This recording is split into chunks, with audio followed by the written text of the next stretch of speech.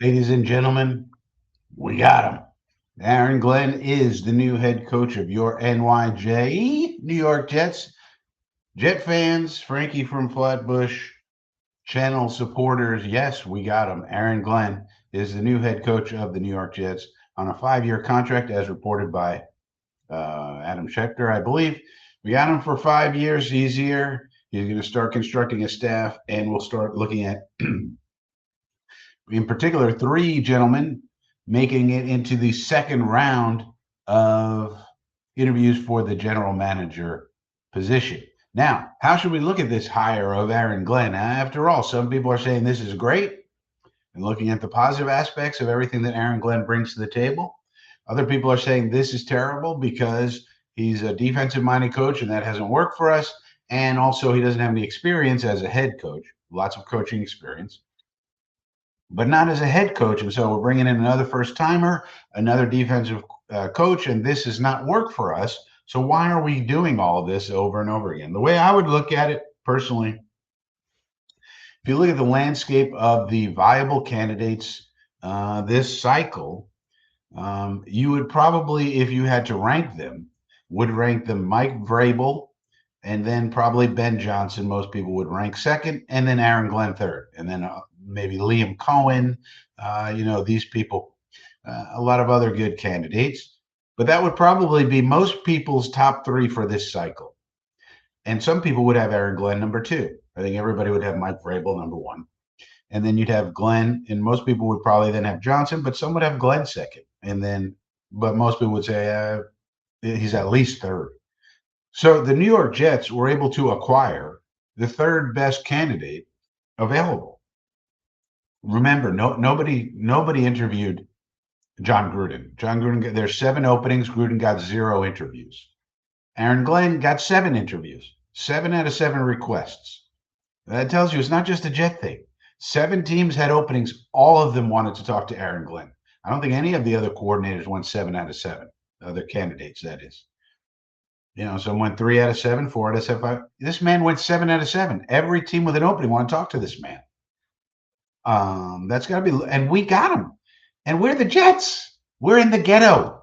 Remember, the Jets are in the ghetto of the NFL city. You got your ghetto, you got your middle class neighborhood, and you have the gated community. Okay, gated communities, all the gilded teams, the Chiefs, the Bills, the Ravens, all the teams that are always in the hunt. You know, then you got the middle class neighborhood, the teams that are up and coming. The Texans. The uh, the Steelers. Probably in the middle class neighborhood, right? Teams that sometimes they compete, sometimes they're a little off, but they're in the middle class. Then you got the ghetto. That's where we are. We're in the worst part of the city. We're in the ghetto. We never compete, haven't competed for 14 years.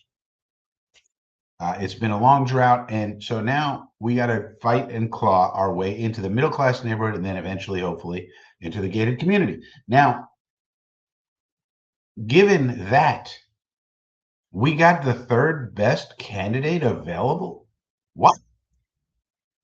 I mean, what are you talking about? Defense, first timer, whatever you want to talk about. Um, this man was at least the third best candidate. If you took a consensus, you may think you may not like him. He's the 15th best for me. Yeah, but if you took the consensus of the experts or the people who know what they're talking about, he's got to be third, maybe fourth. Maybe you'd put Liam Cohen ahead of him. Cohen has no head coaching experience in the NFL. So, yeah, maybe you'd put him up there like that because you prefer offense. But let's take a look at but even if it's the fourth best, we're the Jets. We're in the ghetto, and we got the fourth best candidate available in this cycle. I think you got to be pretty ecstatic about that. So I'm pretty happy. Let's take a look at an article to see more in depth about this candidate called Aaron Glenn and see what shaped his. You may not know some of this stuff here. Let's get rid of. Speaking of stuff, let's get rid of this. But you may not know everything you think you know about Aaron Glenn. You may not. Now, this talks about something you probably do know about, that he's very tied in with Bill Parcells. Is that a good person to get an endorsement from? Bill Parcells? Any good? Glenn kept hearing things. So this is now, he learned Bill Parcells was the head coach of the Jets, and Glenn was there. And Parcells took over from Coach Tight and all these people. And Parcells was rumored not to like the small cornerback. So Glenn stormed into Parcells' office. And he said, "Are you going to trade me? I need to make some plans." Parcells said, "Listen to me. Everybody got a price. My own wife can get traded. You see?" Glenn said, "Oh, I see. And if you play the way I think you can, why are you worried?" So, yeah, that's where they started to learn. And then um, says, "Wow, it just opened my mind to a whole new world of football between him, Parcells, and Coach Belichick."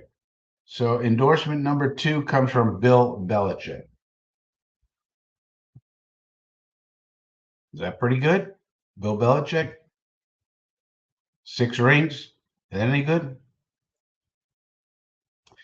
Then there was the dollhouse. The dollhouse. Guess what? Ahmad Gardner, AG, Aaron Glenn. By the way, he's not sauce anymore. Once you lose your all-pro status, you lose your sauce. So Ahmad Gardner is a cornerback on our team. And for what happened? Parcells put a dollhouse in Glenn's locker. What? Why would he do that? Every week, Parcells wrote the name of a receiver Glenn would be covering on the house. If Glenn held the player to a prescribed number of yards, Parcells crossed out the name. If he failed to meet this goal, Parcells put a doll representing the receiver in the house. Parcells, how many guys you gonna let live in that house and take over your house? Glenn, Coach, no one's taking over my house. Parcells, well, you have to show me that. You got to show me that. I tell you what, man, I look forward to seeing him cross those names out every week. That was like the highlight of the day. After a game, that's all I wanted, was seeing him cross out that name. That's all he wanted. Cross that name out. Knowing I didn't let a guy build a room in my house. It's what we need around here. Get out of our house. Building a room in our house. Get the hell out of here. Guess who's getting a dollhouse in his locker? Ahmad Gardner. That's who. Guess what? Ahmad Gardner's getting a dollhouse in his locker. Guaranteed. Mark my words. I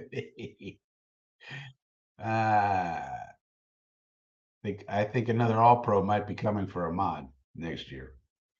And then he'll get his sauce back. But then he also has another mentor called Sean Payton. He any good?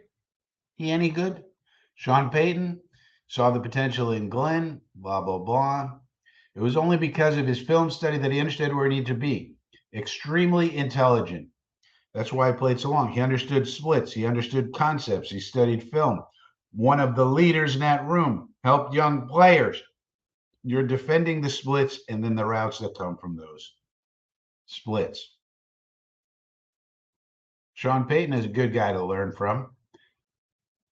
Reunited with Payton in 2008 in New Orleans, and then went on to eventually. Now he got out of football. Then when he went back into coaching, he said he went to Parcells. He said, "I'd like to get into coaching. Would you help me?" Parcells says, "Sure, but you're not going to coach." What? I said, "I want to go into coaching." Yeah. First, you're going to scout. What? Scouting? I don't want to scout. I want to coach. Well, that's how we're going to do it. I think you got a chance to be a head coach. But in order to be a head coach, you have to understand the personnel part of football. Then enter Mike Tannenbaum. Ever heard of him? And he was a scout for the Jets.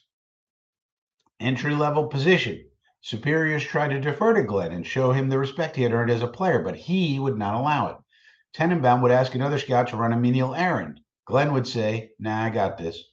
I wanted everybody in the room to know, even the other scouts, that I wasn't too big to do the small stuff. I wanted to start at the very bottom, learn every little thing there is about scouting. Is that a good thing to have in a head coach? I think so. As a pro scout, Glenn learned about evaluating the skills, athleticism, blah, blah, blah. Then they brought him back to New Orleans. I see a lot of myself in Coach Payton, Sean Payton. Love the way he interacts with players, carries his meetings. So he understands how Sean Payton does it, how Parcells does it, how Belichick did it. Are these good things or bad things? Here's the family, smiley, smiley. Where's the other thing I wanted to show? So you see all of this stuff, and he still has Parcells, even to this day, as a mentor. Bill Parcells is this man's mentor. Doesn't mean he's going to be successful necessarily, but how about this? Glenn and Belichick often spend time together on the draft workout circuit, and they've spoken about working together someday. So he's still close with Billy Belly, who's now at where? UNC in the college game. So he can give him a call and say, "What's going on, Billy Belly? Give me some inside info on some of these draftable players that maybe you've had an eye on, as the year goes on," and so forth. His other mentors, Pete Carroll, still seeks counsel from Pete Carroll, pretty good, Super Bowl winning coach. Romeo Crennel, longtime coach. Al Groh. Darrell Wade, his high school coach. He visits them. And he almost always goes to see his primary mentor in Florida. And they'll go to Parcells' home. They talk football and only football. I mean, Aaron tries to prepare himself for all the options. He wants to know everything. I mean, this is pretty good stuff right here. So he's got a connection to Belichick. He's got a connection to Parcells, got a connection to Sean Payton. These are some pretty good football minds. And I'm going to show you a perspective one here in a second. Next, what about the GM? What's going on with the GM? Well, let's go to Jet Twitter. Brian Costello. Right here. The Jets will have second interviews with Bengals senior personnel executive Trey Brown. So they got downtown Trey Brown coming in. And Broncos assistant GM Darren Bougie coming in tomorrow. So today is Wednesday, January the 22nd, 2025.